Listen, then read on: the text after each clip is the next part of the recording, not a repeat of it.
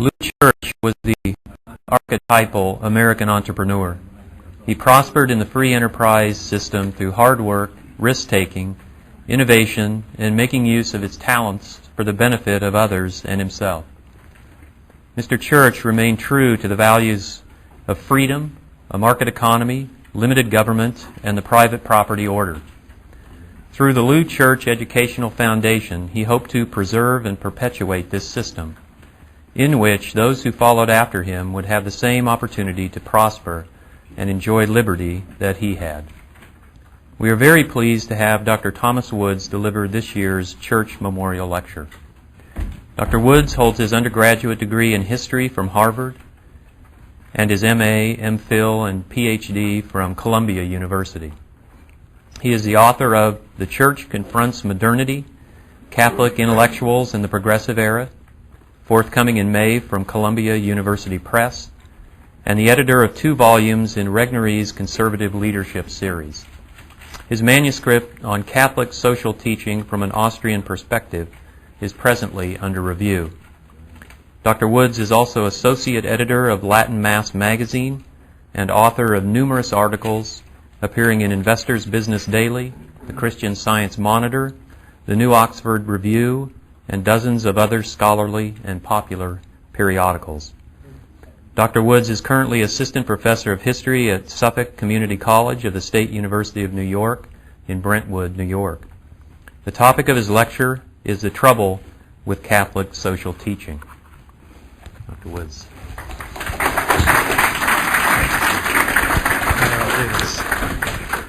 I'm going to try to put my watch here. I could just go by the expressions on Lou's face, angrier and angrier after 9:15, but I think I'll use the watch. I'm very honored to have been invited to deliver the Lou Church lecture, and in particular to be addressing such a distinguished group of scholars. I'm always happy to be at the Mises Institute in any event, and I'm always made to feel very welcome.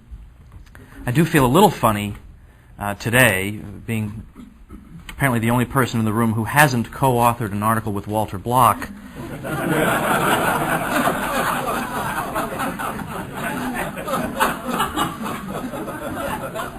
But given his level of productivity, I'm hopeful we can bang something out this afternoon.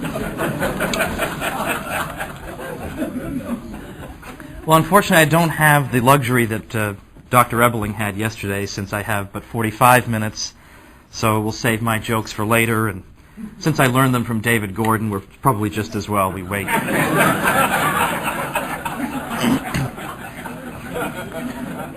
I delivered a paper at the Austrian Scholars Conference 2 years ago called Catholic Social Teaching and Economic Law, an Unresolved Tension. I was gratified by the amount of discussion it provoked at the time and in the months that followed.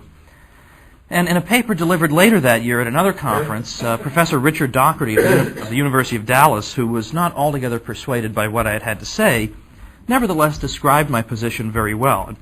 Thus Doherty, the approach found in many of the encyclicals has led the Church to attempt to impose on the economic order principles external to the science of economics, and thus it promotes policies that are bound to fail, and that will bring disrepute to the Church, leading people to reject its teachings as unserious. The principles of economic activity are orderly and unchanging, and attempts to impose particular policies from outside of that system reflect a lack of comprehension or recognition of the reality of the economic order. Since that's better than I could have said it, I just reprinted Doherty's own comments. Shortly after delivering the paper, I began receiving correspondence urging me to expand the argument into a full-length book. I'm happy to report that project is now complete, as Jeff mentioned, and the manuscript is just now under review as I speak to you. The points I made in that paper have been a source of controversy in some Catholic circles, even as they were happily welcomed in others. I mean, no death threats or anything, but purgatory threats. Right? I'll be paying this off for a while. So in my remarks today, I would like to do 3 things. First, I shall briefly dispense with the implicit and in times not so implicit claim heard in certain quarters that someone who takes the economic views I've adopted involves himself in dissent from church teaching. As I show it at much greater length in my book, the nature of economics as a positive science possessing an internal coherence of its own renders this claim perfectly nonsensical. Second, I wish to speak at some length about a single example, that of labor and wage rates, that demonstrates the importance of sound economic analysis to proper moral judgment, and which provides a passing glimpse at some of the difficulties and frustrations with which the Catholic Austrian has at times had to reckon. Finally, I wish to say a few words about the philosophical attractiveness of Austrian economics from a Catholic point of view. My critics notwithstanding, the primary claim I am making is not that there is no moral dimension to the economic order. Fraud, theft, and malicious failure to meet contractual obligations are crimes that amply merit the condemnation of the moral theologian. Moreover, one can raise no objection when a churchman expresses his concern regarding the material well-being of families and suggests that morally licit methods of improving it should be pursued. My point is simply this: as soon as he recommends the best or most effective way to carry out that intention, via minimum wages, various mandated benefits, heavy taxation on the wealthy, or whatever, he is entering a field in which his conclusions must be evaluated not on the basis of his authority as a churchman, but instead on the rigor of the argument he makes on their behalf. If a churchman possessed some special insight into economics merely by virtue of his exalted authority, why not into other disciplines as well? Why should this special insight not extend, say, to architecture? As soon as we thus extend it, however, we see the logical problem with applying moral analysis to a value-neutral scientific discipline. It is certainly quite acceptable to say, for example, that churches should be constructed in such a way as to give to God the proper honor that is due to him. But it is quite another to employ a moralistic idiom to pronounce upon how many supporting columns are necessary to keep them standing, or what kind of building materials are the most desirable from the point of view of structural soundness. These questions are obviously well outside the legitimate province of the moral theologian. Issues surrounding the well-being of the working man can help illustrate the point. By the way, I'm the product of false consciousness, since my father was a forklift operator in a food warehouse for 15 years, so I'm not supposed to be holding any of these views, according to Marx. I'm deceived, of course. Although in his encyclical Longinque Oceani in 1895, Pope Leo XIII appeared to endorse only voluntary unionism rather than the coercive variety with which Western nations are intimately familiar, individual bishops, theologians, and lay defenders of the Church's social teaching often fail to make such a distinction, taking it for granted that a Catholic support for the interests of labor includes endorsing the various special privileges that labor unions presently enjoy under the law. In short, hardly anyone who claims to speak for the Church on economic matters calls for a completely free labor market today. But if I can show that coercive labor unionism must have the overall effect of impoverishing society more than in proportion to any so-called gains won by unionized labor, and that unionized labor itself would be better off in a society with a free labor market, I cannot be obliged in conscience to believe coercive labor unionism to be a good thing from the point of view of workers' economic well-being. We are dealing here with a matter of simple disagreement on a debatable point of fact, qualitatively different from the denial of the virgin birth, the Immaculate Conception, or the equality of the three persons of the Holy Trinity. However, there are plenty of commentators who cannot or will not make this kind of distinction. For example, Todd Whitmore, an associate professor of theology at the University of Notre Dame. You can already see this is bad news. Has raised the question of whether the free market positions adopted by author Michael Novak constitute formal dissent on Novak's part. Quote, "I believe that they do," Whitmore concludes. What neither Whitmore nor any other commentator has taken the trouble to answer is how it makes sense to speak of dissent from teaching one believes to be based on factual error on a matter on which the Church has been promised no divine protection. Call someone a dissenter who argued that in fact they made four, particularly since mathematics is not a discipline into which the popes have been granted any special insight. The very notion of dissent is obviously inapplicable in such a case. And if economics is just as legitimate and internally coherent a discipline as mathematics or any other field of study, the same boundary should apply in this case as in those. This is precisely the nature of the critique offered by Novak, and even more so by my own work. If anything, the problem with Novak's position is not that he's too pro-market, but that he's too timid in his endorsement of the market. We're not dealing here with the pertinacious denial of a solemn dogma believed by the Church for 2,000 years that the conscience is absolutely bound to accept, but rather with a good faith effort on the part of loyal Catholics to amend certain economic positions which, though advanced in the name of helping the poor or rectifying alleged injustice, have had and indeed must have the opposite effect. Still, there are those who would stifle healthy and vigorous discussion of economic issues in the name of authority, We need a mandatum, say Mark and Louise Zwick of the politically leftist Houston Catholic Worker, to ensure that the economics taught in Catholic universities will reflect the social teaching of the Church. Such a demand is both an embarrassment to the Church and an outrageous offense against a legitimate sphere of academic freedom within the university. It also reveals a profound confusion regarding the very nature of economics and of the Church's magisterium itself. As I've indicated, it can be shown on the basis of theoretical argument and of empirical evidence that coercive labor unionism makes some workers worse off.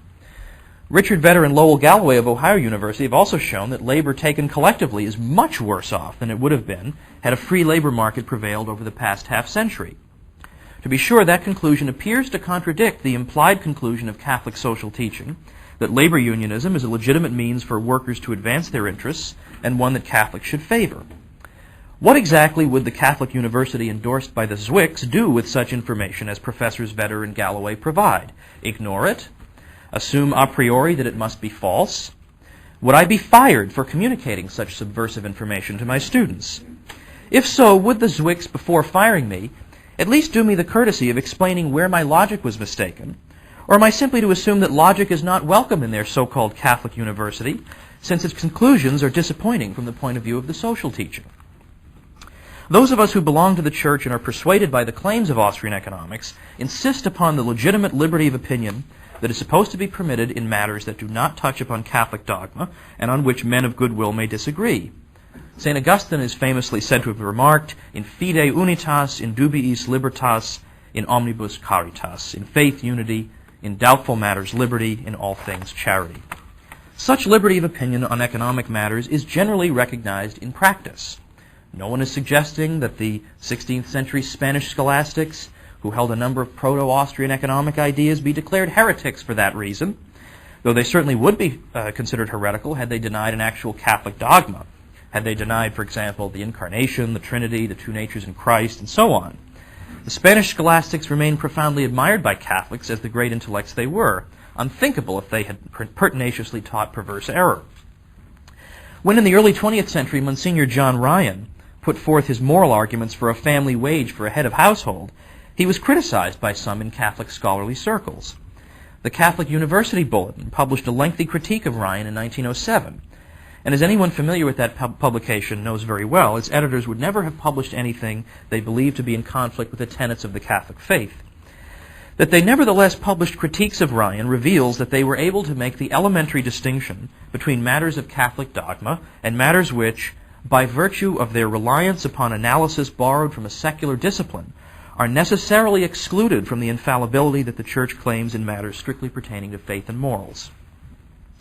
Pope Pius XI made a significant concession in his 1931 encyclical Quadragesimo Anno, which marked the 40th anniversary of the issuance of Pope Leo XIII's seminal document, Rerum Novarum. He acknowledged that limits must exist to what the moral theologian may legitimately say within the economic sphere, since, in the words of Pius XI, economics and moral science employs each its own principles in its own sphere. To be sure, the Pope then went on to deny, his words, that the economic and moral orders are so distinct from and alien to each other that the former depends in no way on the latter.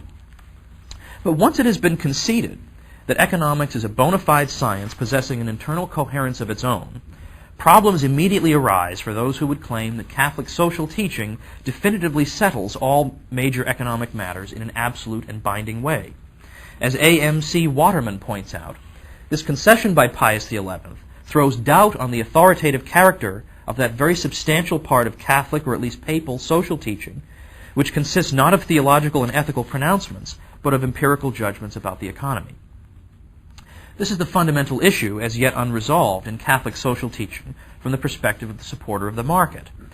The moral argument advanced in favor of such teachings as the living wage is inextricably bound to certain economic preconceptions. But if those economic preconceptions are incorrect, what happens to the moral analysis whose conclusions are based on them?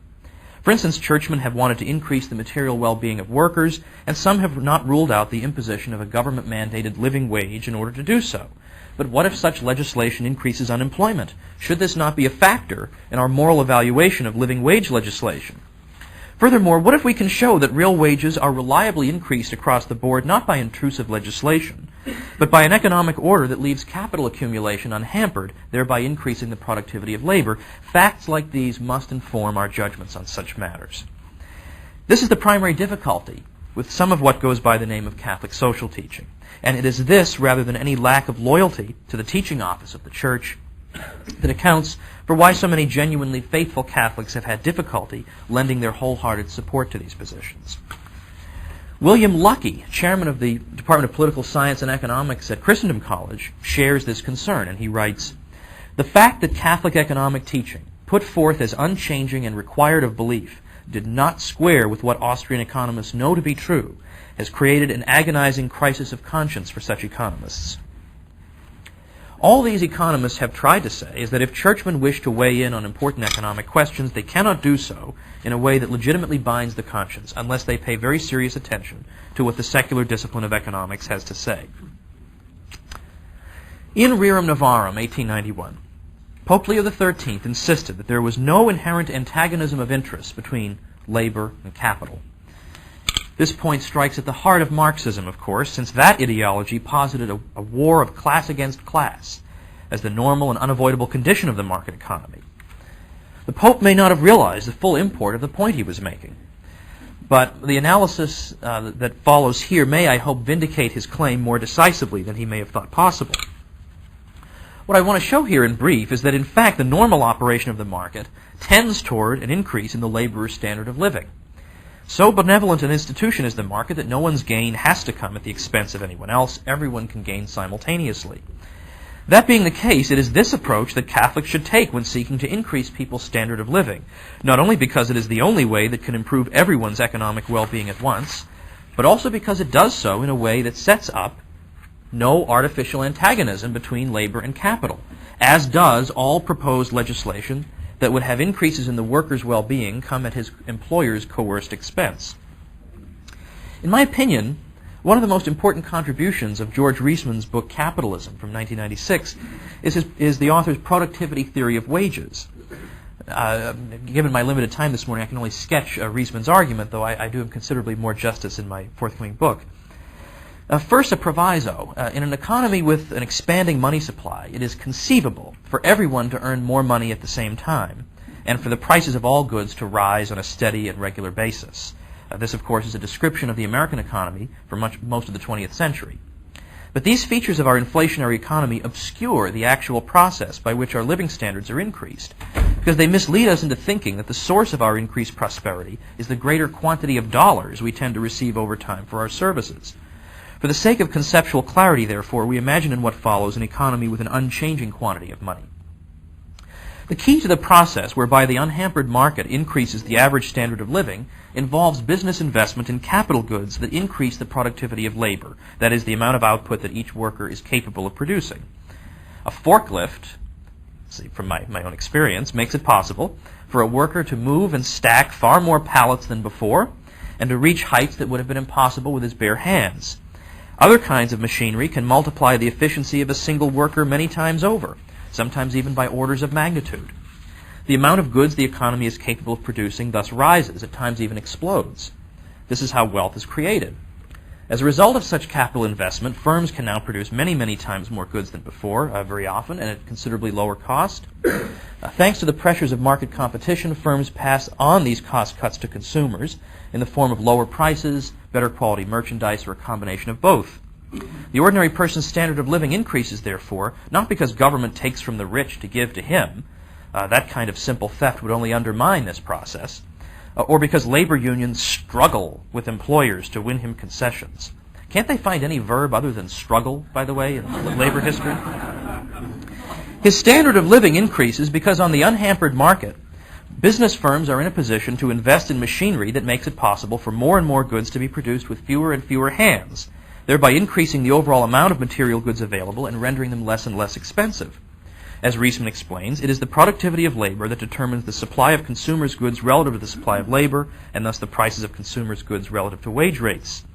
Incidentally, the fact that this process tends to increase all real incomes and not just wages in no way minimizes the fact that it does contribute to an increase in real wages. It should be unnecessary to point out that this does not mean we will run out of jobs. As long as human wants remain even partially unfulfilled, there will never be a shortage of jobs. In some fields, such as agriculture, the increase in output made possible by productivity gains will not be met by a proportionate increase in consumption, and will therefore result in fewer workers employed. But this released labor is now available to produce other goods that we could not have had before, since it had been tied up in agriculture. Again, the result is greater wealth. In other fields, such as automobile manufacturing, productivity increases will make possible a mass market in a product that had once been a mere luxury, and will therefore attract more employment. In both cases, the great mass of consumers are enormously benefited. To say the least, this is not the description of events that we find either in the typical history text or, unfortunately, in the statements of bishops' conferences. Instead, we hear that massive redistribution of wealth from rich to poor was and is morally necessary and economically indispensable in order to improve the lot of the least wealthy. But that kind of policy would have done absolutely nothing to improve the standard of living of workers who lived, for example, during the early Industrial Revolution. And I have to say, I like this line from Reisman. If one person in 1,000, say, is a wealthy capitalist and eats twice as much and has 20 times the clothing and furniture as an average person, hardly any noticeable improvement for the average person could come from dividing the capitalist's greater than average consumption by 999 and redistributing it. At best, therefore, such wealth redistribution, back to me, would have been useless in eradicating the poverty of the past. At worst, by discouraging the wealthy from investing, such an approach would only have inhibited the process of wealth creation described here, and diminished or halted altogether the progress toward a higher standard of living that would otherwise have occurred for the great mass of the population. The salutary process by which the free market leads to an ever higher standard of living occurs without having to threaten violence against anyone or to confiscate anyone's wealth by force. It certainly occurs very much in spite of destructive and ill-considered campaigns for a living wage carried out all too often in the name of Catholic social teaching, which utterly fail to understand how this process occurs and which only make it more expensive to hire people in the first place. Pope Leo XIII's point that there is no necessary antagonism between labor and capital could enjoy no greater and happier vindication than this wonderful, mutually beneficial process. Labor and capital alike should want the same thing: an economic environment with as little taxation as possible, even none at all, and an environment in which business investment and expansion are unhampered. How could this conclusion not be central to sound and sensible moral reasoning? This kind of analysis dramatically simplifies the process of making moral and economic sense of such subsidiary issues as working hours and working conditions. Didn't workers in the past have to work very long hours? Certainly. There's no doubt that by today's standards, people in the 19th century did indeed work an exhausting schedule. But again, when output per worker is miserably low, then a supply of consumer goods that most people consider adequate requires people to work correspondingly long hours to produce them all. If everybody worked 40-hour weeks, and you had no machines, this would condemn them to starvation. That, and not the wickedness of big business, as the typical textbook relates the matter with dreary predictability, accounts for the low standard of living and long hours of work that existed in the past. As the productivity of labor increases, and with it the level of real wages, people can begin to opt for additional for additional leisure. I'm thinking of myself. I would always opt for additional labor, as my wife could tell you. Rather than continue to work the long hours of the past. Without the need for any legislation whatever, a situation will eventually arise in which employers find offering correspondingly fewer hours to be in their own economic interest, and will offer them without the need for government coercion. If someone who once worked 80 hours per week now wishes to work only 60, and is willing to accept a wage less than 3/4 that of his previous wage as a premium on the leisure he will now enjoy, it makes perfect sense for his employer to offer these terms. To the extent that maximum hours legislation corresponded with people's desire to work fewer hours, it was superfluous, since such an outcome would have come about by means of the process just described. But to the extent that such legislation was economically premature, forcing fewer hours on workers who needed the wages of their longer hours in order to maintain what they considered an adequate standard of living, it harmed the very people it was allegedly intended to help. By the way, I think I win the prize, and I think I'm the 1 millionth person to say in libertarian circles it harmed the very people it was allegedly intended to help. So I think there's a cake outside later and balloons. The same can be said for legislation to improve working conditions, which was praised by Pius XI in Quadragesimo.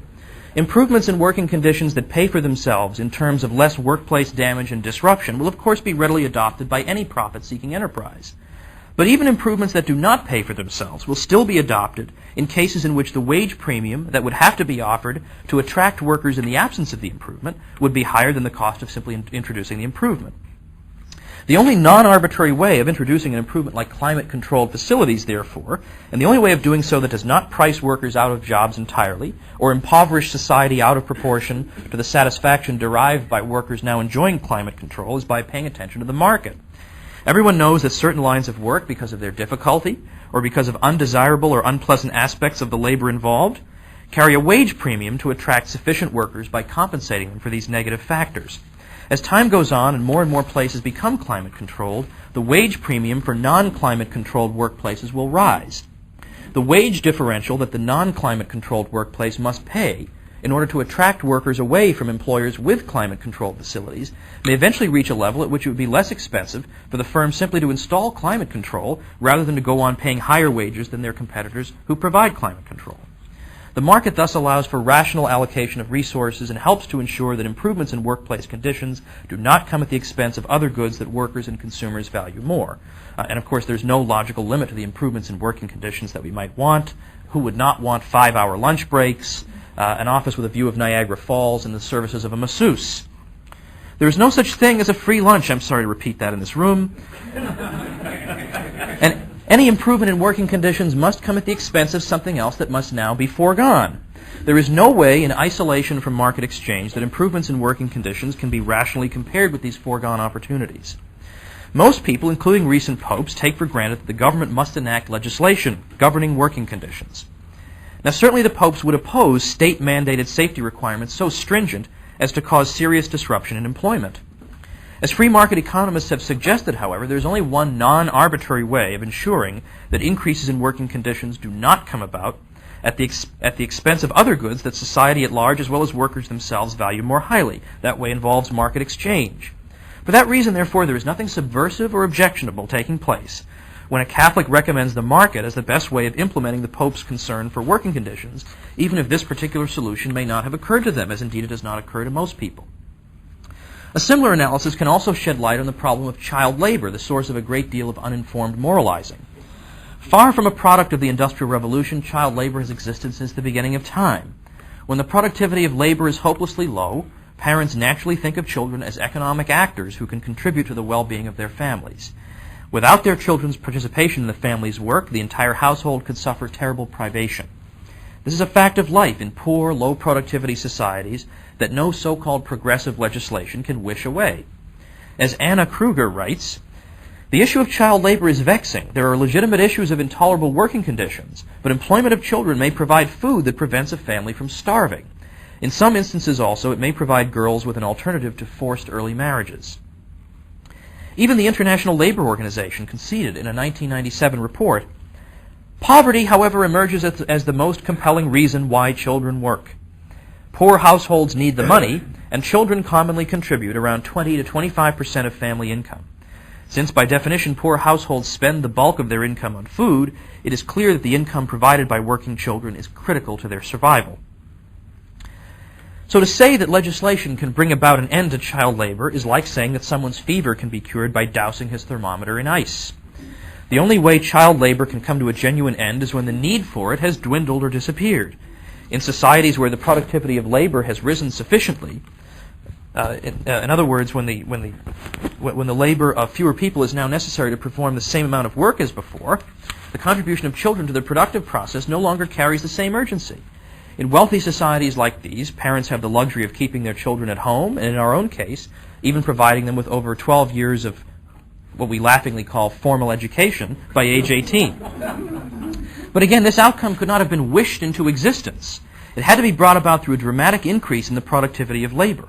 In other words, by the capital investment that occurs on the unhampered market. Those who, out of a combination of legitimate humanitarian concern and unfortunate economic ignorance, attempt to accelerate this process by means of legislation prohibiting child labor only add to the very misery they claim to be alleviating. It is only because such humanitarians have spent their lives in the fantastically wealthy capitalist societies of the West that they could have failed to realize that dire poverty, which makes child labor inevitable, has been the lot of the entire human race for the great majority of its history. The fact is, legislation or no legislation, A typical family in a very poor country still needs the income that child's work brings. If the law prevents their children from being employed legally, then, supposing they do not want to starve, they are likely to employ their children illegally, where conditions are almost certain to be far worse. In fact, in exceedingly poor societies where liberal humanitarians have prohibited child labor, it is not uncommon to find that the children wind up in prostitution, hardly an improvement in their welfare, to say the least. In fact, Oxfam, the British charity, recently reported that when factory owners in Bangladesh gave in to pressure to fire child laborers, thousands starved or went into prostitution. In light of our discussion of wages and how they are increased, we are in a better position to evaluate Pius XI's statement in Quadragesimo Anno that all men must be paid a wage sufficient to support their families in reasonable comfort, and that where this is not possible, and these are the words of Pius, social justice demands that changes be introduced as soon as possible, whereby such a wage will be assured to every adult working man. Well, according to our analysis of wages here, when Quadragesimo instructs us to introduce changes in order to make a living wage available to working men, we should comply by removing as many obstacles to investment as possible and eliminating taxes on capital, excess profits, and the like. Unfortunately, these are the very sorts of things that certain ecclesiastical documents seem to call for in order to improve labor's material condition, the very things that we would propose repealing. Such ill-considered recommendations only underscore the importance of sound economic reasoning to sensible moral judgment. What was wrong with Catholic social thought in the 19th century, writes Father James Sadowski, was not so much its ethics as its lack of understanding of how the free market can work. The concern for the worker was entirely legitimate, but concern can accomplish little unless we know the causes and the cures for the disease.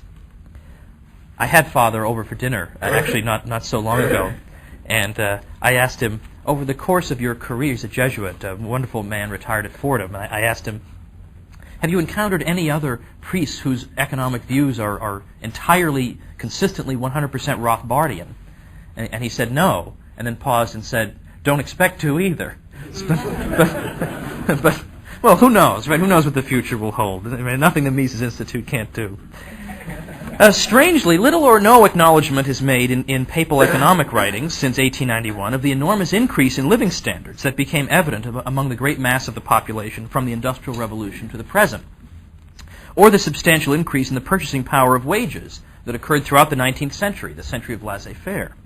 This is certainly one of the most outstanding features of modern European economic history, yet for some reason it features not at all in the social encyclicals. To the contrary, those encyclicals routinely speak as if the worker's condition had actually stagnated or even deteriorated, as indeed popular opinion continues to believe. Professor Lucky writes that it is, these are his words, hard to excuse Leo XIII for his statements to this effect. Again, Lucky, using life expectancy figures, which ought to have been available to Leo, it is clear that at the dawn of the 19th century, life expectancy in England was about 37 years, but after 1871-5, about 20 years prior to Rerum Novarum, there is an acceleration in life expectancy with no setbacks, so that by 1900, English life expectancy is about 50. Real per capita income begins to soar immediately after 1800 in all of Europe. Let me offer one additional consideration before closing this section. When dealing with wage rates, a moral question that is hardly ever asked, but should be, by those who advocate living wage legislation, is why the obligation of charity should fall entirely upon the shoulders of the employer. Father Sadowski argues that the very fact that an employee has accepted employment is an indication that he expects to be made better off than he would have been had he attempted to go into business for himself. Thus, in the case of a worker in dire need, while certainly from a Christian point of view we ought to help him meet his needs, the question that ought to arise is this: why, however, should it be precisely the employer on whom this obligation falls, if in fact the employer is not worsening but bettering the condition of his employee? Advocates of the minimum wage, living wage, and family wage never even raise this fairly critical question. As Walter Block and a colleague wrote in a co-authored piece not long ago, if you want to give money to poor people, why not just go ahead and do it? Well, let me be clear. Those of us within the Church who advocate the Austrian approach to economics are not demanding that the popes preach Austrian economics from the chair of Peter. No one with any knowledge of the development of economic thought among churchmen over the centuries would dare to claim that a single view could constitute Catholic economics. Against those who suggest that a Catholic may look at economic matters in only one way, Professor Daniel Villey reminds us that Catholic theology does not exclude pluralism of opinions on profane matters. We do not claim that ours alone is Catholic economics, but merely that what we teach is not only not antagonistic to, but in fact is profoundly compatible with traditional Catholicism. A profound philosophical commonality exists between Catholicism and the brilliant edifice of truth to be found within the Austrian School of Economics. The Austrian method of praxeology, and I go into this in much greater length in my book, should be especially attractive to the Catholic. Karl Menger, but above all Mises and his followers, sought to ground economic principles on the basis of absolute truth, apprehensible by means of reflection on the nature of reality. Of course, I'm prescinding from the epistemological debates about the status of the action axiom and Aristotle and all that, and Kant. But what in the social sciences could be more congenial to the Catholic mind than this? Likewise, Austrian economics reveals to us a universe of order, whose structure we can apprehend through our reason.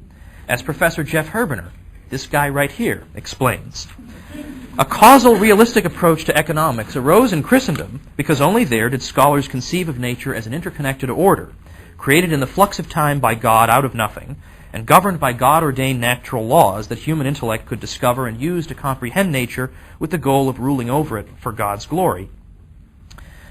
The alternative is the world of John Stuart Mill, who posited that it was entirely possible that we might find some place in the universe where 2 and 2 do not make 4. A view which, in Herbener's words, is grounded in the metaphysical position that the universe is not an orderly creation. Which one is more compatible with Catholicism should not be difficult to discern. The Church has always maintained that faith and reason are not in conflict, but rather constitute two harmonious paths to truth. That is the approach toward the secular world that makes the most sense for a Catholic and for which there exists considerable precedent throughout history.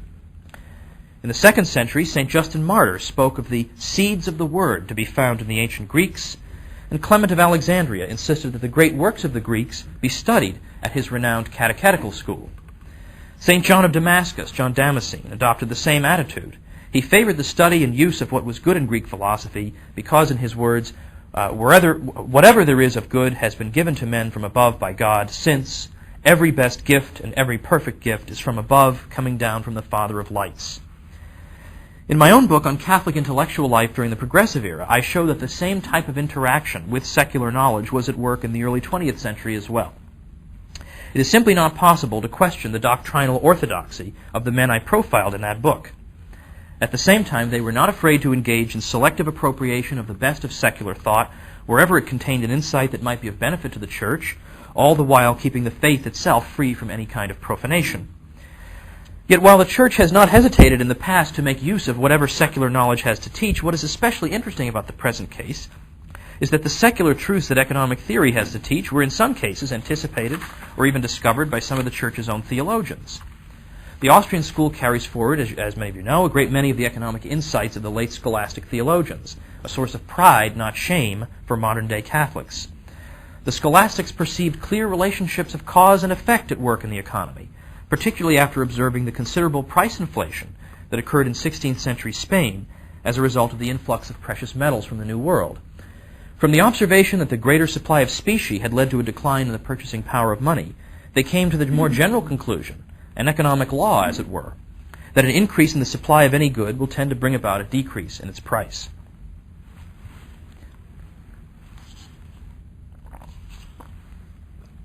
The Austrian school also shows what reason, properly exercised, can accomplish. And surely this is something that Catholics, who have always granted reason its rightful due, ought to appreciate. Great economic treatises of Mises and Rothbard begin with the axiom that human beings act, proceed to the elaboration of an entire economic system from this irrefutable premise and a few subsidiary postulates. Austrians likewise reject the mathematization of the discipline that other paradigms have encouraged and dismiss artificial models that reduce man to a mere atom. They are methodological dualists who insist that the study of man, who, unlike animals and inanimate things, is endowed with reason and free will, is something unique, and that the study of man is conceptually distinct from the study of the physical universe, and they criticize the attempt to fashion economics along the model of physics and the hard sciences. This clearly is a system that is eminently congenial to the Catholic mind. Economics does not contain all the answers of life, nor does it claim to. It does, however, show how the morally acceptable desire for profit leads to spontaneous social cooperation that obviates the need for a bloated state apparatus to direct production. It shows us the fascinating mechanisms by which peaceful social cooperation, without the initiation of physical force, leads to overall prosperity. This means less disease, more leisure time to spend with our families, and greater opportunities to enjoy the good things of civilization. In his book, A Humane Economy, Wilhelm Röpke wrote, "What overweening arrogance there is in the disparagement of things economic! What ignorant neglect of the sum of work, sacrifice, devotion, pioneering spirit, common decency, and conscientiousness, upon which depends the bare life of the world's enormous and ever-growing population. The sum of all these humble things supports the whole edifice of our civilization, and without them there could be neither freedom nor justice. The masses would not have a life fit for human beings, and no helping hand would be extended to anyone. Romanticizing and moralistic contempt for the economy, including contempt of the impulses which move the market economy and the institutions that support it, must be as far from our minds as economism, materialism, and utilitarianism." That is sound advice from a wise man. It also happens to be the very message that Catholics working within the Austrian tradition have themselves been trying to convey. Thank you.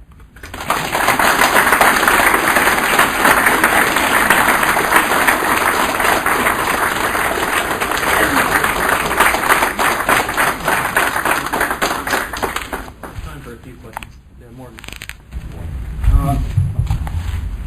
This is going to be, this is a sensitive thing that I'm not going to put well, but I can't help but think of a colleague, a former colleague of mine, Steve Payovich, who said, Senator Ted Kennedy needs poor people. And you can see where I'm going here, where the parallel between the church and the state, I can't simply stop with the explanation of intellectual error. Do you really believe that the Catholic hierarchy over these many decades and centuries believes in the material improvement of the flock? Or is there something more at work here? Yes. Well, that is a difficult and delicate question.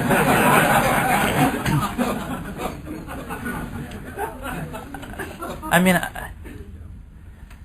offhand, I'm not sure how I would formulate an answer to that question, because I'd have to think about a serious rather than a silly off-the-cuff reply to that question. So maybe I can. I'm sorry. I hope that doesn't seem like a cop-out, but I would really have to roll that around in my head for a little while.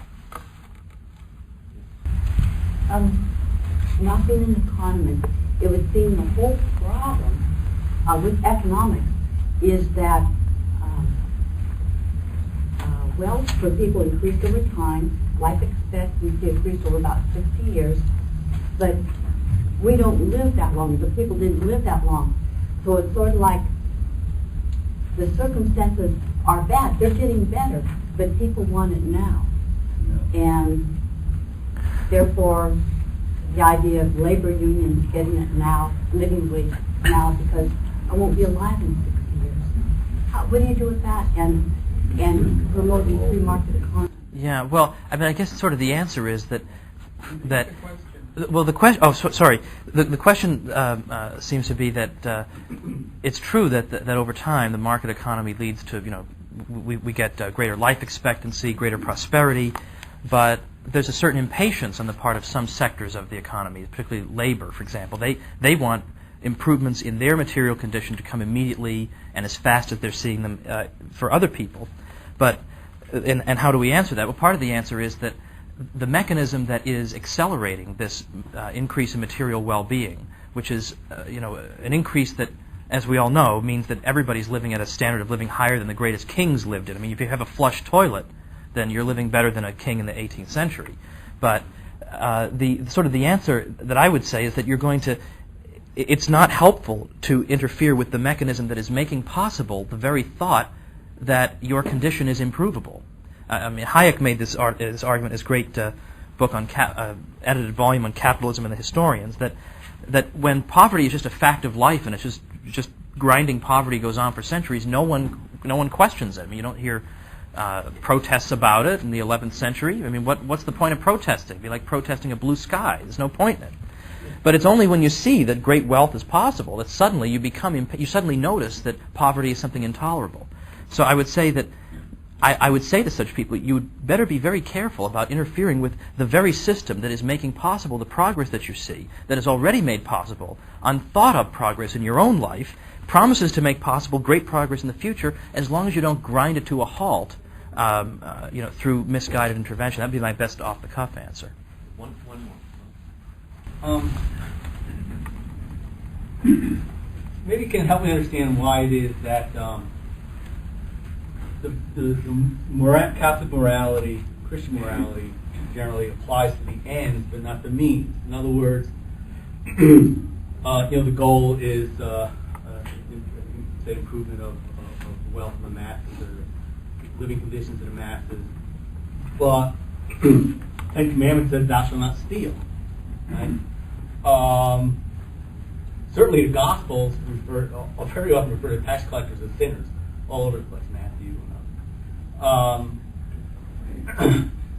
So, how is it that the Catholic social teaching sees that the ends justify the moral ends justify the sinful means, i.e., stealing? Right. Well, I mean, I couldn't agree with you more. I think the answer, though, is that they don't view it that way. They since they have, so many of them, such a faulty understanding of the wage relation, that some of them think that some of the more extreme ones would say that since the employer has in effect and secondly, what I have found consistently is that a lot of people who formulate these doctrines, they think that economics really is, some of them think it's just a sham science. It's a science that was developed to rationalize human greed. You can have all the economic arguments you want, but that's what it was. Yeah, that's. But so that therefore, if you say, well, there's a certain there's a certain structure to the economic order, they would in effect tend to take, I don't want to say a Marxist view that, well, that's just a bourgeois way of thinking that's meant to oppress the masses, but they don't buy it.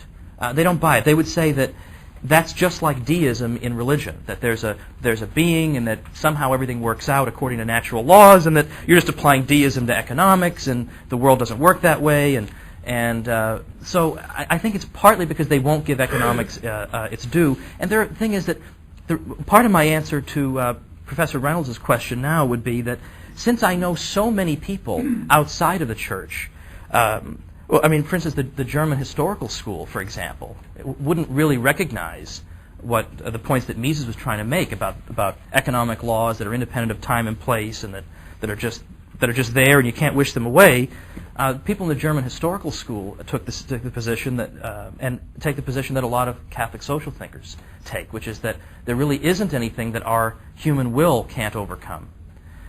So I'd like to say that this is a question of intellectual error, but that goes so against my grain because I want to say it's evil and wickedness. But I think that on the but I think on the part of most. Most bishops today in the U.S., in my opinion, are barely clinging to the faith in any regard. I don't see. It's embarrassing what they allow to go on in their diocese. So, it's not that I'm trying to defend these people. I think almost every one of them is an absolute disgrace and an outrage. But I think that most of them just don't spend that much time thinking about these issues. And I think most people that we all know tend to take the position that without labor unions, everybody would be working in mines 80 hours a day. I think most people just instinctively take this position, and we don't have to impute bad motives to them. But we do have to impute, I think, some kind of culpable ignorance. There's plenty of information around you if you just look at it. Okay, thank you. Okay. I had my little thing. That's been coming off the whole time. At first I thought the whole mic had fallen.